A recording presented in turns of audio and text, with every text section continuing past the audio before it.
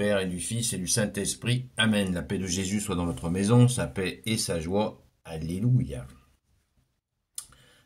Je vous souhaite, on est dimanche, le carême est suspendu pour le dimanche, puisque nous fêtons chaque dimanche la résurrection de Jésus. Alléluia. Donc, Sainte Messe à vous.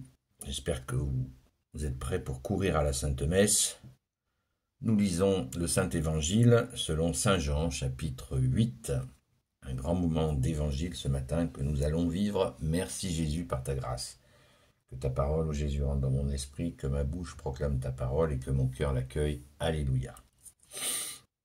Alors, Jésus était la femme adultère.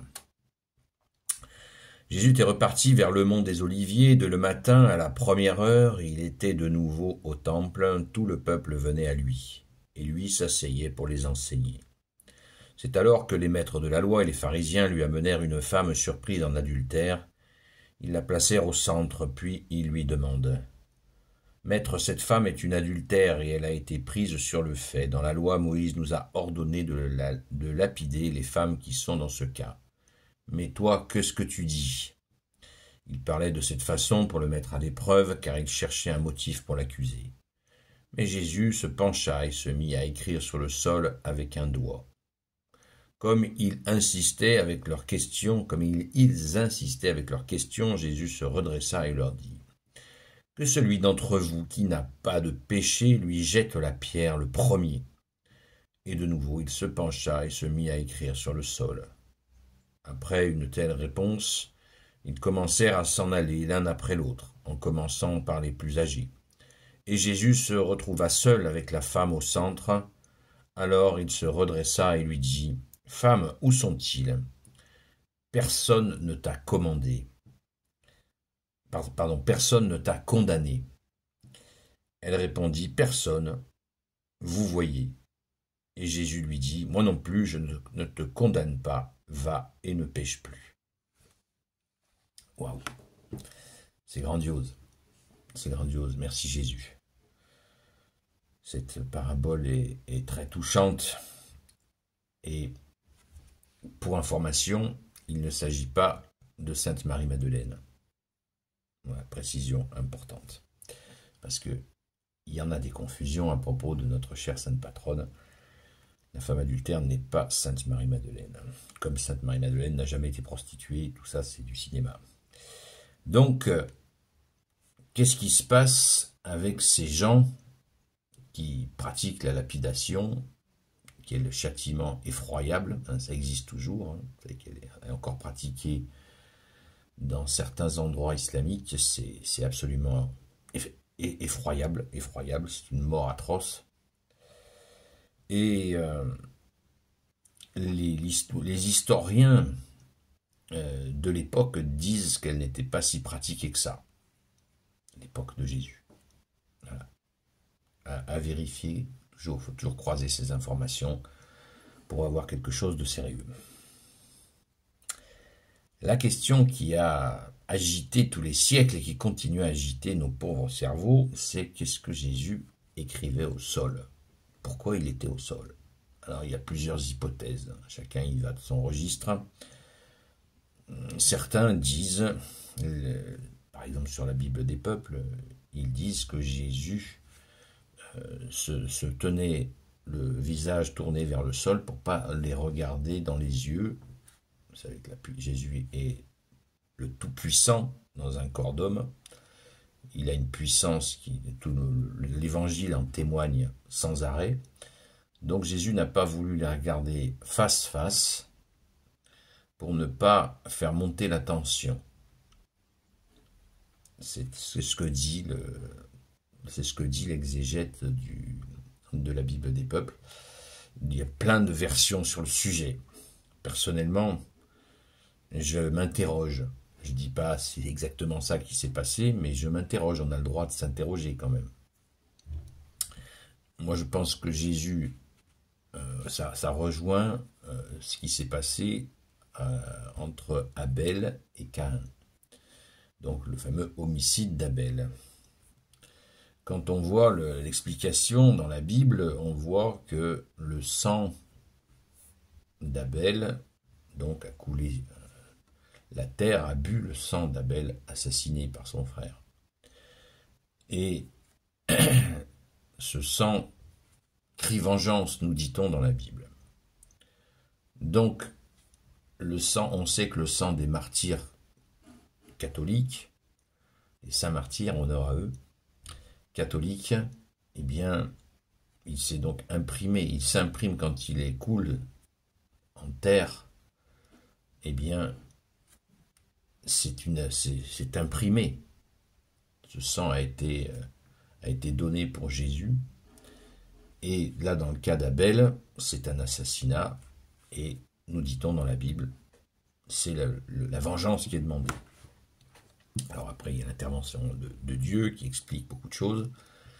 Mais le sujet sur lequel j'essaie de vous interpeller, c'est cette question d'inscription du sang. Et mon idée, c'est que Jésus note, il est prêt à inscrire ceux qui vont participer à ce meurtre de cette femme adultère. Voilà. Comme auteur de cet assassinat.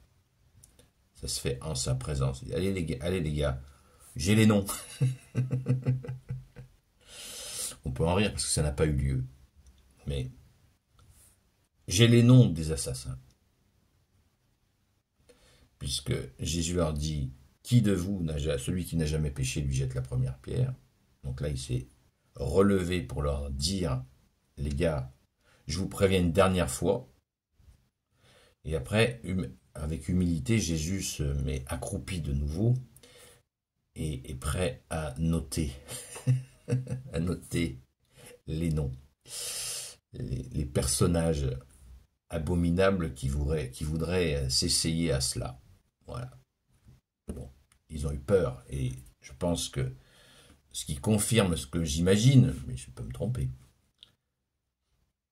c'est que quand Jésus s'est levé avec sa majesté, sa puissance, et là avec son verbe, quand il les a prévenus une dernière fois, immédiatement les mecs ils posent les cailloux et ils se barrent. Tellement ils ont peur, car ils savent que Jésus, leur âme sait que Jésus a reçu tout le jugement du Père. On l'a lu il y a 3 jours, sur le jugement qui a été donné.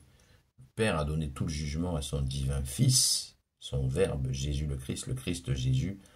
Donc même si les mecs, ils étaient dans une fureur de provocation, parce qu'ils ont eu cette attitude pour faire tomber Jésus, hein, c'est le but. Ils l'ont provoqué, hein, ils n'avaient rien à faire de lapider cette femme. Ils voulaient juste provoquer Jésus, comme ils l'ont fait avec les impôts. Doit-on payer l'impôt à l'empereur? Tout ça, c'est de la provoque. C'est juste de la provoque. Et là, c'était encore de la provoque. Mais Jésus, quand il est pris dans cette tenaille de provocation, il est obligé de mettre les pendules à l'heure. Et c'est ce qu'il fait. Merci, c'est ce que tu fais, bien-aimé Jésus. Et là, la terreur les empare. Ils sont terrorisés. Ils sont terrorisés à l'idée que le juge suprême qu'ils ont en face d'eux, mais même s'ils en sont inconscients, des fois l'intuition rappelle à la chose.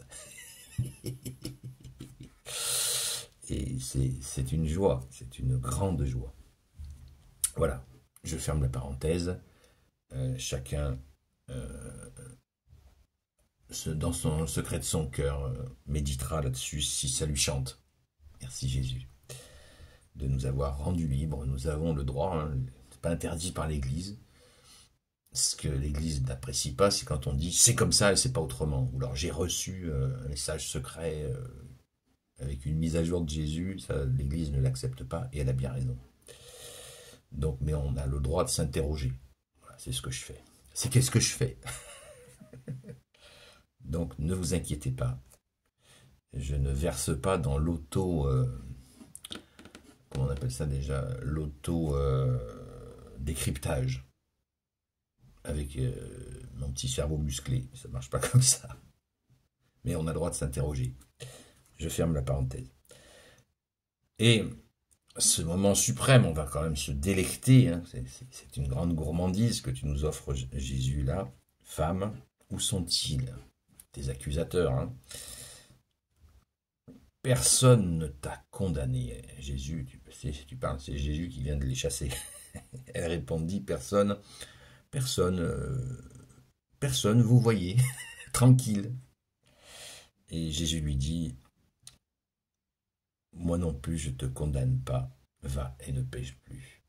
Et là il y a un aspect fondamental, et là qui est peu relevé, et ça je me permets de le dire.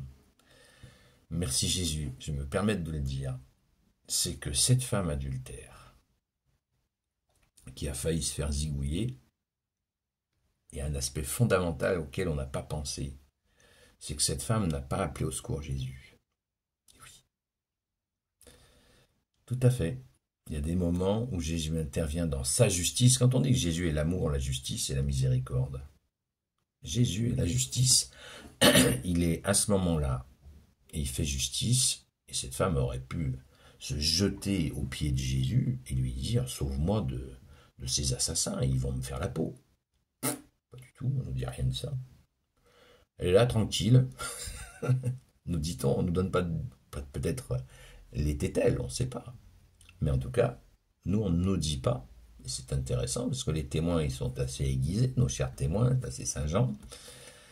Et il ne nous est pas dit qu'elle s'était jetée à ses pieds pour lui dire « Sauve-moi de ces oiseaux, là ». Ben non, ben non. Intéressant, non? À méditer. Donc, Jésus lui dit, qui est le juge suprême, hein, je viens de le dire, Jésus lui dit, verset 11, « Moi non plus, je ne te condamne pas, va et ne pêche plus. » Amen. Merci Jésus. Alléluia. Gloire au Père, au Fils et au Saint-Esprit, maintenant et toujours et pour l'éternité. Amen. Ô Jésus, toi qui peux tout et qui portes tout, toi le Sauveur, toi l'Emmanuel, je te confie toutes celles et ceux qui regarderont cette vidéo, ainsi que leurs proches, selon ta seule volonté, ô Jésus. Sainte Marie, Reine des cieux, toi l'Immaculée Conception, toi qui écrases le serpent, toi qui es la lune sous tes pas, toi notre Mère, Notre-Dame. Saint Joseph, toi le juste et le saint, toi le sage, toi la terreur des démons, toi le saint gardien de la Sainte Église catholique, apostolique, Sainte Marie-Madeleine, notre chère Sainte Patronne, et vous tous les saints et saintes amis de Jésus, Saint Michel Archange, Saint Gabriel Archange, Saint Raphaël Archange, et vous tous les anges qui servent Jésus, je vous confie toutes celles et ceux qui regarderont cette vidéo. Rendez-vous ce soir décalé. Ce soir, ce sera bien décalé encore, peut-être vers 22h ou plus, pour prier ensemble sur TikTok. Seul Jésus sauve, à très vite.